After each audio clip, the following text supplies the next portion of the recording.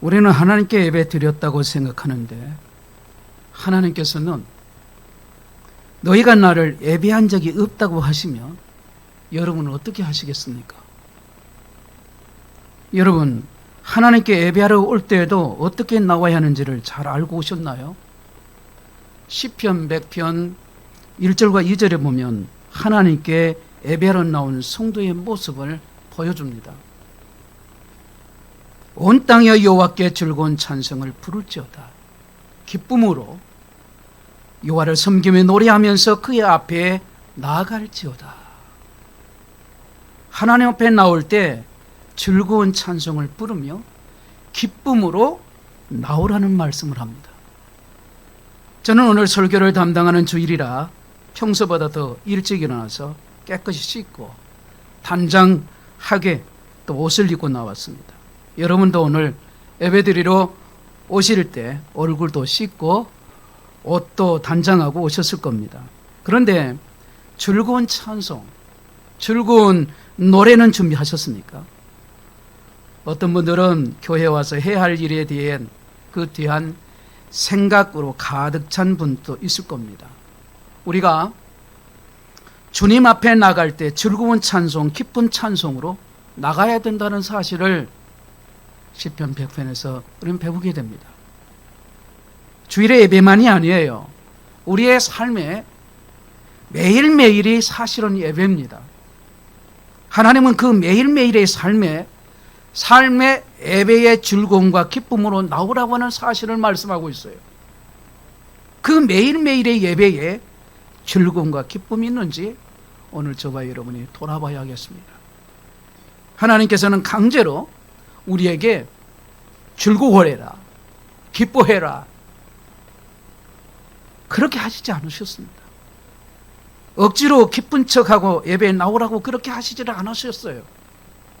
하나님께서는 우리 마음에서부터 즐거움과 기쁨으로 예배하게 하실 것을 그렇게 하시도록 인도를 해주시는 거예요. 왜냐하면 은혜가 임하면, 하나님의 은혜를 깨닫고 은혜가 임하면 그렇게 되어요. 여러분 삶도 마찬가지입니다. 즐거움과 기쁨의 삶을 살도록 하나님께서는 분명히 그렇게 인도를 하실 거란 말입니다. 그런데 여러분, 우리의 모든 삶이 다 예배인데 말입니다. 이 예배의 핵심이 바로 뭘까요? 감사예요. 시편 100편 4절 말씀하시기를 감사함으로 그의 문에 들어가며 찬송함으로 그의 궁정에 들어가며 그에게 감사하며 그의 이름을 송축할지어다 말씀하고 있습니다. 여러분, 감사가 있는 성도가 진짜 성도라는 것, 감사가 있는 믿음이 진짜 믿음이라는 걸 우리는 분명히 알아야 돼요. 여러분, 사실은 감사하기가 어려울 때가 있습니다. 환경이, 상황이, 그 상황이나 형편이 내가 기대한 것과 다르기 때문에 그래요. 내 마음에 뭔가 흡족하지 않기 때문에 그렇습니다. 그러나 감사하기 어려울 때 감사해 보세요. 나의 기대와 다른 것, 부족한 것을 보지 말고 억지로라도 별게 아닌 것 가지고라도 같아 보여도 내가 가진 것, 내게 주신 것을 찾아서 감사해 보세요. 그러면 그 감사의 예배가 그 삶이 바뀌기 시작해요. 그걸 저와 여러분들이 경험하게 됩니다. 감사가 나오면 다시 시작할 수 있어요. 아무리 절망과 좌절이 당연한 상황 같아도 거기에 감사가 나오게 되면 다시 일어설 수 있습니다. 그런데 진짜 감사는 하나님을 알 때 가능합니다. 즐거움과 기쁨의 찬송은 하나님을 알 때 그 입술에서 나와요. 그 마음에서 나와요. 절망과 좌절이 나를 꽁꽁 묶여서 일어나지 못하게 하는 것 같아도 하나님을 알 때, 하나님을 믿어질 때 상황과 형편을 뛰어넘는 감사가 거기서 나와요. 그러면 거기에 하나님이 소망이 되시고 다시 시작할 힘을 하나님께 주시기 때문에 감사로 시작하게 돼요. 성도들의 마음에 평안함이 없고 기쁨이 없는 이유가 뭘까요? 그 이유는 세상에서 성공하지 못해서가 아니에요. 남들보다 더 많이 가지지 못했기 때문에 그것도 아니에요. 상황 때문에 절망하고 형편 때문에 좌절하는 거 그것 또한 아니에요. 하나님이 어떤 분이신가를 모르기 때문에 그렇습니다. 성도에게는 하나님을 아는 거, 이게 굉장히 중요한 겁니다. 물론 지식으로도 알아야 되지만 삶 속에서 경험되어지는 하나님을 만나는 그런 경험을 하기에 거기서 알 때, 그 경험을 할 때 거기서 감사와 찬양이 나와요. 시편 100편 3절에 그는 우리의 지으신 자시요 우리는 그의 것이니 그의 백성이요 그의 기르시는 양이로다 말씀합니다. 하나님께서 우리를 지으셨다. 우리는 그의 것이니 그의 백성이요 그의 기르시는 양이다. 이렇게 말씀하죠. 이 말씀을 묵상할 때 제 마음에 깨닫게 되게 깨닫는 게 있었어요. 그것이 뭐냐면 하나님이 나의 사정을 다 아신다. 그리고 그분이 나를 인도하신다. 여러분, 우리가 어떤 일을 겪을 때 정말 힘든 일이 있어요. 그 힘든 것은 그 어려움을 아무도 몰라줄 때예요. 남편은 아내에게도 말하지 못한 아픔이 있습니다. 말해도 다 이해 못하는 아픔이 다 있어요. 부모는 자녀에게 말하지 못하는 아픔이 있습니다. 아무리 가까운 성도들 사이에도 나누지 못한 아픔이 있어요. 그게 더 힘든 겁니다. 그런데 하나님께서는 우리의 사정을 다 아신단 말이에요. 다. 이게 너무나도 감사해요. 하나님이 아신단 말이에요. 누구에게도 말 못하는 아픔, 그 괴로움, 억울함, 하나님께서 다 아신다. 다 알고 계신다. 너무 은혜가 되는 거예요. 내가 지금 괴로워하는 거 누가 알겠어요? 내가 말을 못하는데, 말을 하시는데, 말하지 않는 그 사람을, 마음을 누가 알겠냐 말이에요. 내가 너의 아픔을 안다. 내가 너의 슬픔을 안다. 내가 너의 그 억울함을 안다. 그분이 알고 함께 아파하시고 우리를 그 고통에서 건져주신 분이 저와 여러분을 섬기시는 하나님이시란 말입니다.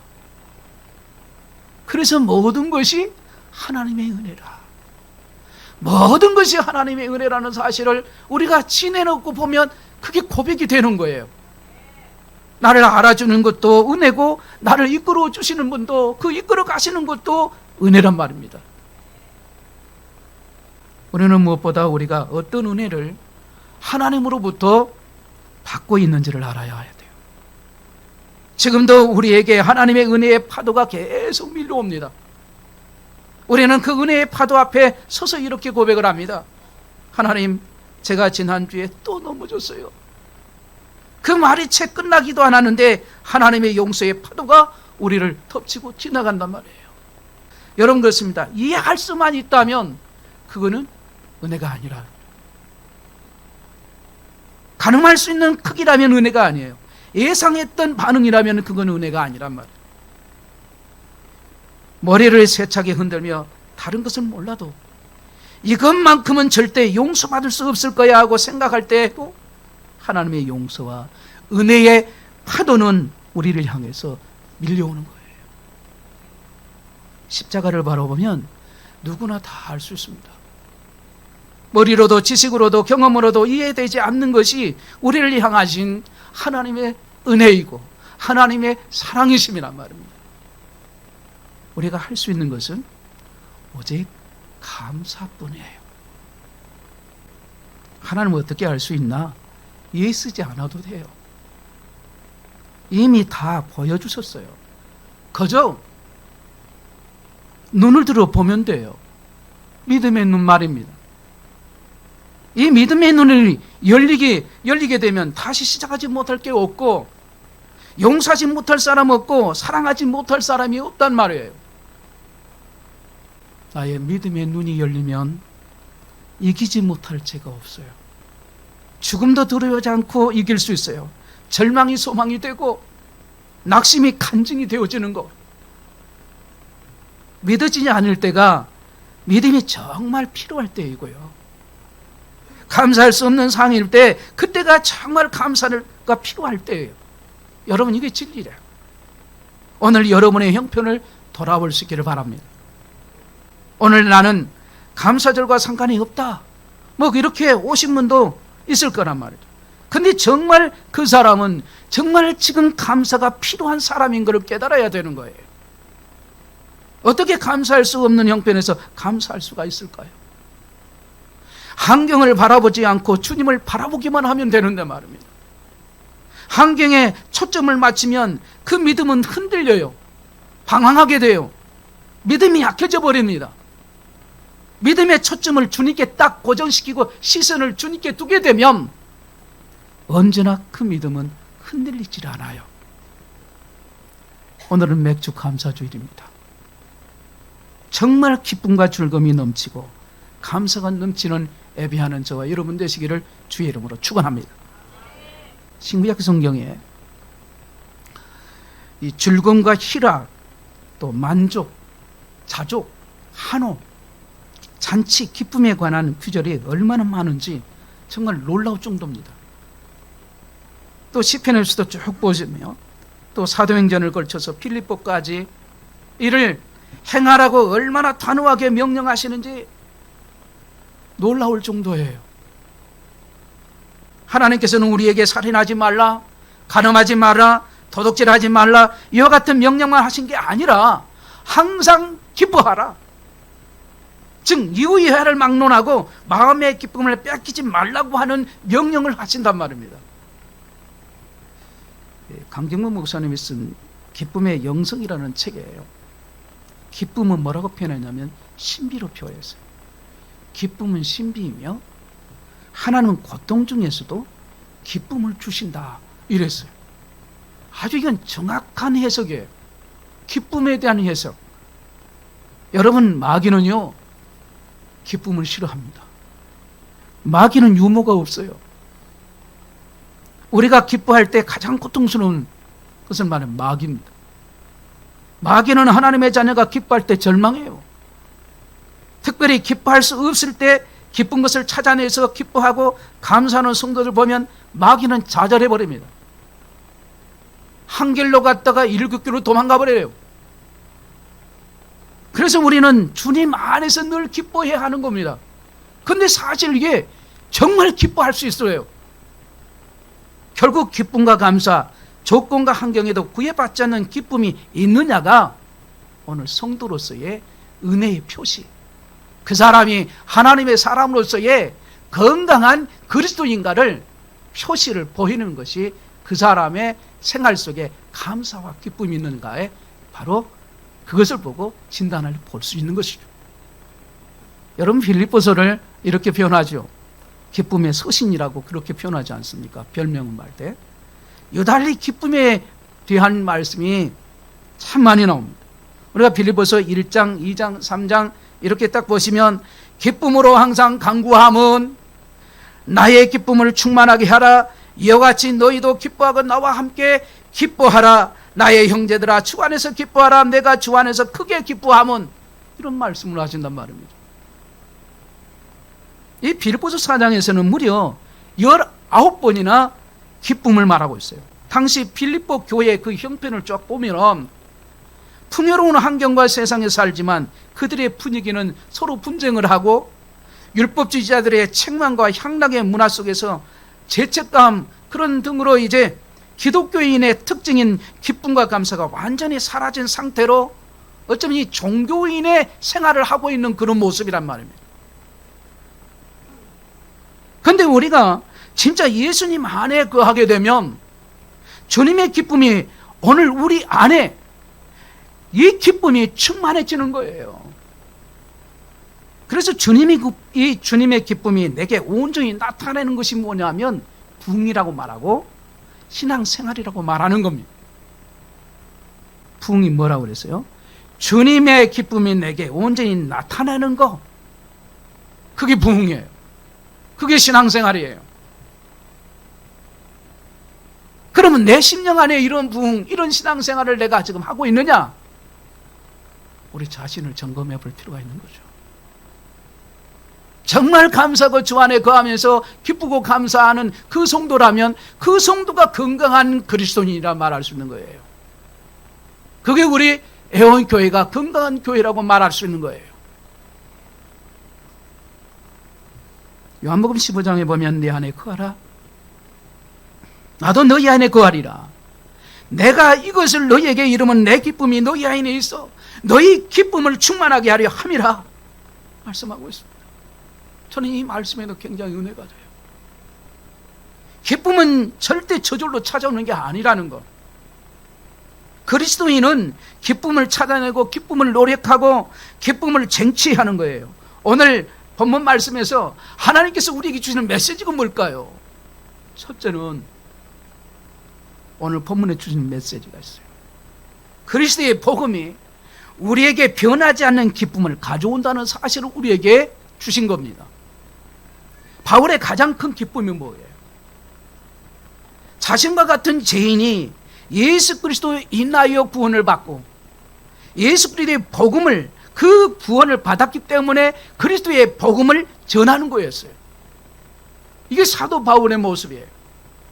심지어 지금은 비록 로마에서 가택연금을 당하고 있지만 복음을 전할 수 있는 그 자체만으로도 그는 감사하고 기뻐하고 감사와 기쁨이 충만하다는 사실을 알 수가 있습니다. 그 어려운 환경 속에서 말입니다.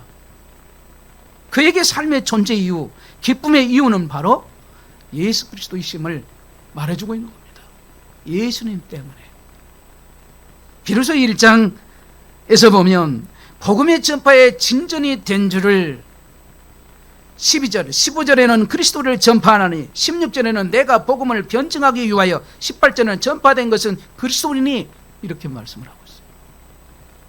그리스도인이 어떤 문제 앞에서도 감사하고 기뻐할 수 있는 그 기쁨의 원천은 바로 복음으로 인하는 간격, 즉 구원의 간격이에요.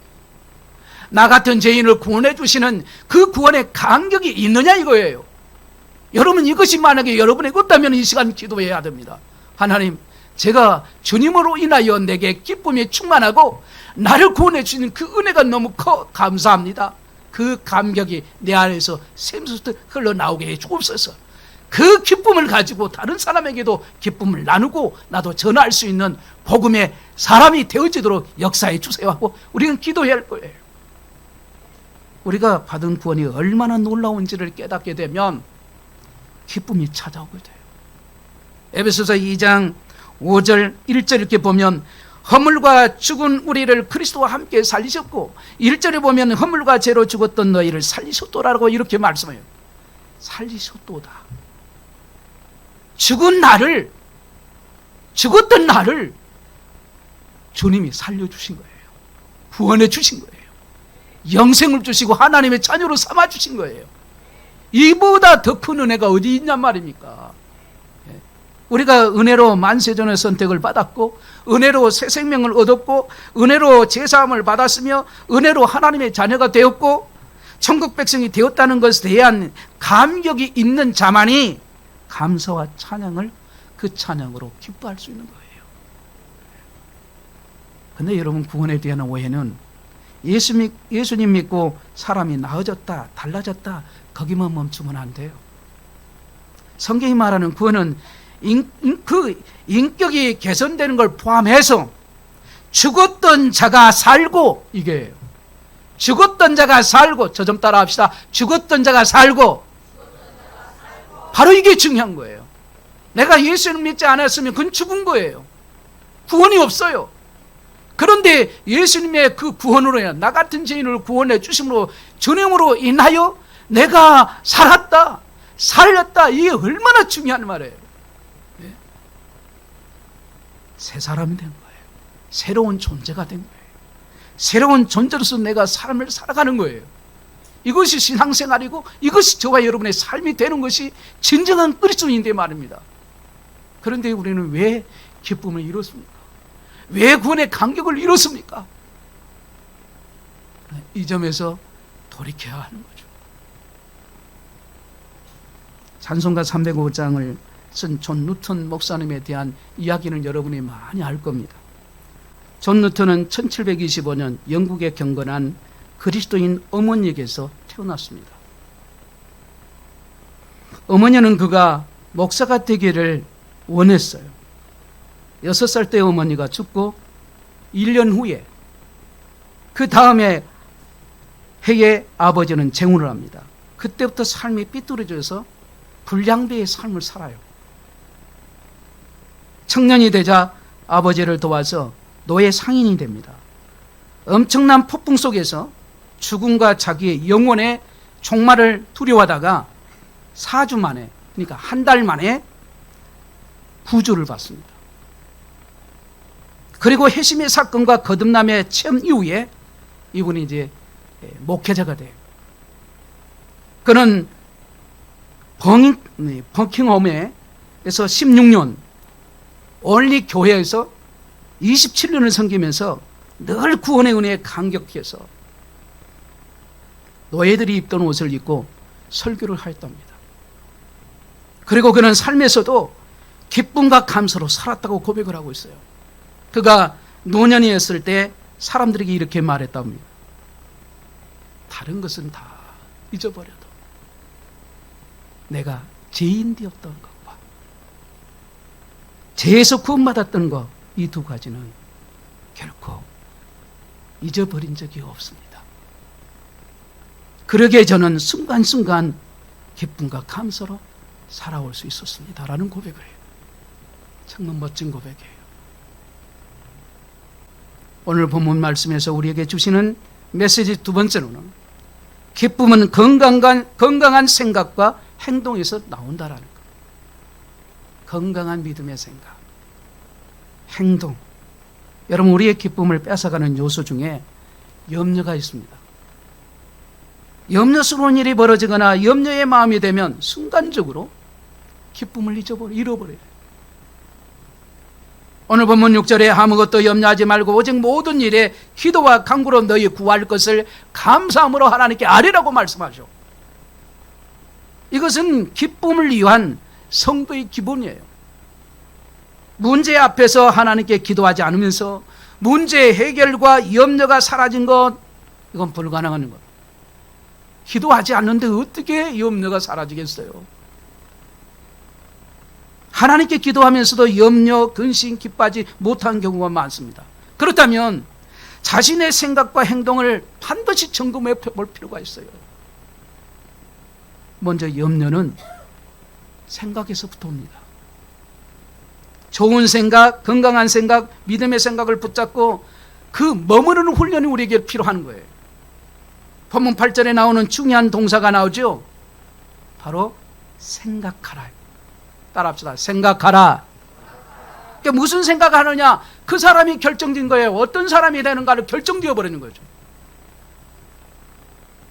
여러분, 미움, 시기, 다툼, 부정적인 생각, 원망, 불평,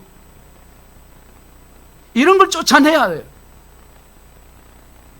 지금 언급한 이 미움, 시기, 질투, 부정적인 생각, 원망, 불평, 이것은 마귀가 가져주는 밥이에요. 이런 밥이 이 먹이를 갖다가 생활 속에 우리가 먹고 살아버리면 이 마귀의 먹이를 먹으면 안 되는 거예요. 그걸 쫓아내야죠. 하나님이 기뻐하시는 사고로 채워야 하는 거예요. 그래서 여러분의 하나님의 생각이 기록된 바로 말씀이란 말이에요. 그러면 그 말씀을 자꾸 읽는 이유가 뭐예요? 말씀을 그냥 읽고 그 말씀에 마음에 새기고 그래야 이런 생각들을 이겨낼 수 있는 거예요. 사랑하라고 하는 그 가족들에게도 서로 미워하고, 그 가족을 미워하고 자식을 미워하고 부모를 미워하고 그 미움을 갖다가 자기가 품고 있는 거예요. 왜 이 마귀가 주는 먹이를 가지고 그 밥을 자기가 먹고 있으니 얼마나 안타까워요. 9절에 보면 중요한 동사가 또 나옵니다. 바로 그게 뭐냐면 따라합시다. 행하라. 행하라예요. 행하라. 너희는 내게 배우고 받고 듣고 본바를 행하라. 그리하면 평강의 하나님이 너희와 함께 계시리라. 하나님께서 기뻐하시는 생각을 하고 행할 때 하나님이 우리를 지키시고 놀라운 기쁨을 주신다라는 사실을 약속하고 있단 말입니다. 그러므로 염려는 타락한 상상력이다, 이런 말이 있단 말이에요. 따라합시다.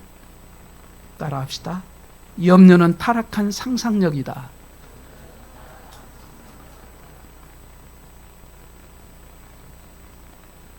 그렇습니다. 초대교회 시대에 그리스도인들에 대한 특별한 별명이 있었다고 합니다. 바로 티테디오스라는 단어예요.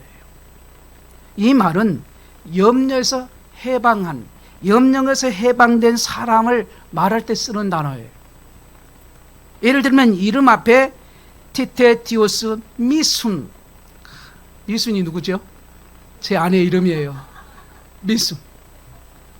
그러면 티테디오스 옥경. 옥경이 누구대요? 옥경이 가수 이름? 아니에요. 우리 교회 권사님 이름이에요. 이런 식으로 이름 앞에다가 티테디오스라고 이렇게 딱 이름을 붙이는 거예요. 그러니까 그들은 어떤 경우에도 기쁨과 감사로 살아가면서 심지어 상상할 수 없는 핍박 속에서도 기쁨과 감사를 잊지 않았기에 아예 염려에서 해방된 사람이라 그렇게 별명을 주어준 거예요. 별명을 지어줬단 말이에요. 하나님께서 에덴 동산을 만드시고 지으신 사람을 거기에 두셨습니다. 에덴이라는 말의 뜻, 그 뜻이 기쁨이라는 뜻입니다. 사람을 지으시고 기쁨 안에 거하게 하신 거죠. 근데 사단의 유혹에 빠져 범죄한 인간은 죽음, 형벌, 그리고 에덴에서 쫓겨나요. 그들이 쫓겨난 세상에서 아무리 기쁨을 찾으려 하지만 수고하면 할수록 그들은 더 갈증이 많아지는 거죠. 갈증만 느끼는 거예요. 그래서 에레미야서 2장 6절에서는 이 땅을 가리켜 뭐라고 표현했냐면 광야라고 표현했어요. 광야로 참된 기쁨이 없는 곳에 기쁨을 주러 오신 분이 누구시냐? 바로 예수님이시란 말이에요. 이 기쁨은 죽어 마땅한 너희가 나로 인하여 살게 되었고 아버지의 자녀가 되고 참된 기쁨을 누리게 될 것이라고 하는 주님께서 친히 우리에게 말씀하신 겁니다. 우리는 어떤 경우에도요, 이 구원의 은총과 주님이 함께 하심을 생각하면 이 기쁨이 절대로 깨지지 않습니다. 주님을 생각하는 것이 가장 건강하고 아름다운 삶의 생각이에요. 구원의 하나님으로 말미암아 생각하면 우리는 어떤 경우에도 기뻐할 수 있다는 것이 답이라 말이에요. 오늘 저와 여러분이 기뻐할 수 있어요. 기뻐할 수 있다고 하나님 말씀하시는데 우리는 안 돼요 하고 있으면 이게 불순종이라. 오늘 본문 말씀에서 우리에게 주시는 메시지 마지막으로 기쁨으로 초대에는 자족의 삶이 중요함을 우리에게 가르쳐 줍니다. 따라합시다. 자족의 삶. 자족입니다. 자족. 바울이 예수님 만나고 나서 정말 중요하게 생각한 바울의 삶의 실천 과제가 있는데 그게 자족이에요. 오늘 본문 11절에 말씀하기를 내가 궁핍함으로 말하는 것이 아니라 어떤 형편에든지 나는 자족하기를 배우노라 그랬습니다. 여기에 자족이라는 말은 신약성경에서 유일하게 이곳에만 자족이라는 단어가 나와요. 헬라어 원문을 위해서. 그 뜻이 뭐냐? 그 의미는 그 어떤 예부적인 환경도 받아들이고 현재의 모든 것을 만족과 감사로 받아들이며 평안을 누리는 그것을 자족이라는 표현을 썼습니다. 그러나 자족의 비결은 성격이나 기질이나 노력의 결과가 아님을 알아야 돼요. 오늘 본문 13절처럼 오직 예수 그리스도 안에서 가능하다는 것을 우리에게 알아야 돼요. 내게 능력 주신 자 안에서 내가 모든 것을 할 수 있느니라. 이 말씀입니다. 이 말씀이 정확한 해석은 바로 앞뒤 문맥을 보면 바로 보면서 그 어떤 경우에도 감사와 기쁨, 자족으로 살 수 있는 능력은 따라합시다. 주님 안에 있습니다. 그러니까 예수 안에 살아야 이게 가능한 거예요. 그런데 우리는 예수 밖에 살면서 자기가 예수 안에 있는지 예수 밖에 있는지 이걸 모르고 사는 사람이 있다. 이거 너무 안타깝지 않습니까? 칼빈은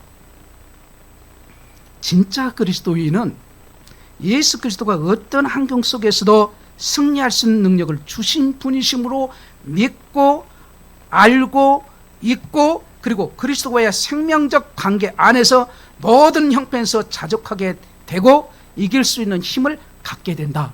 그래서 오늘 이 본문을 그렇게 해석을 한 거예요. 예수 그리스도 안에서 이러한 능력이 주시니까 가능하다, 살 수 있다는 걸 가르쳐줘요.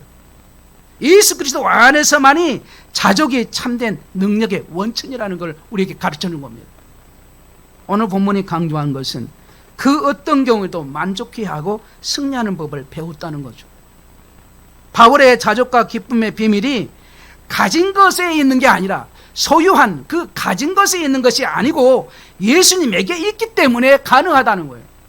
예수님, 오직 예수 그리스도란. 여러분, 그래서 사도 바울은 주 안에란 말을 많이 써요. 주 안에, 주 안에서. 자족은 가난한 사람만 하는 게 아니라 부자든 가난하든 하나님께 주신 재물과 신분으로 지위와 건강으로 자기 자신을 평가하지 않습니다. 남과 비교하는 잣대를 재지 않아요. 비교하지를 않습니다. 우리는 너무 남과 비교하고 비교의식을 가지고 정말 너무나도 어둠의 그런 삶을 살아가는 사람을 참 많이 봐요. 다른 사람과 비교하지 마세요. 부유한 자에게는 자랑과 교만과 세속에 집착하지 않는 것들을 말하는 것이 자족의 핵심이란 말입니다. 가난한 사람이 불평, 절망, 낙심하지 않는 것, 그걸 말하는 거예요. 그 어떤 자리나 위치나 형편에서도 하나님의 손이 나를 붙들고 있음을 믿으며 하나님의 은혜로 받아들이는 거, 이게 필요하는 거예요. 그 어떤 경우에도 하나님이 나를 붙들고 계신다고 믿으면 기쁨을 잃어버리지 않는다 말이죠. 하지만 꼭 기억할 것은 기쁨과 자족은 믿는 자에게 저절로 찾아오는 게 아니에요. 끊임없는 연습과 노력이 필요한 거예요. 그래서 오늘 보면 11절에 어떠한 형편에도 자족하기를 배웠다 할 때 이 배웠다는 단어가 연습했다, 노력했다는 단어의 뜻이란 말이에요. 사도 바울조차도 자족의 삶을 위해서 또 노력하고 또 애쓰고 애쓰다 보니 어느 순간 그렇게 살게 되었다, 그런 뜻을 가져서 말씀하고 있는 거예요. 우리는 주 안에서 자족한 삶, 기쁨의 삶을 위해 좌절하지 말고 힘써야 하는 겁니다. 그러나 꼭 기억하십시오. 구원의 감격이 충만하고 예수 안에 있는 성도가 하나님이 주신 기쁨의 삶을 위해 힘쓰고 애쓸 때 성령님이 그 힘을 바로 주시고 도와주신다는 사실을 저와 여러분은 명심해야 합니다. 주님의 자녀된 여러분을 기쁨의 자리로 초대합니다. 그런데 그 초대하신 분은 누가 초대하시죠? 예수 그리스도, 예수님의 말입니다. 오늘 저는 기쁨으로의 초대라는 제목으로 말씀을 전했어요. 오늘 본문의 말씀에서 우리에게 주시는 메시지는 첫째, 그리스도의 복음이 우리에게 변하지 않는 기쁨을 가져온다는 것. 둘째로는 기쁨은 건강한 생각과 행동에서 나온다는 것. 마지막으로 기쁨의 초대에는 자족의 삶이 중요함을 말씀드렸어요. 기쁨과 자족은 믿는 자에게 저절로 찾아오는 것이 아니라 끊임없는 연습과 노력이 필요하다는 걸 말씀을 드렸습니다.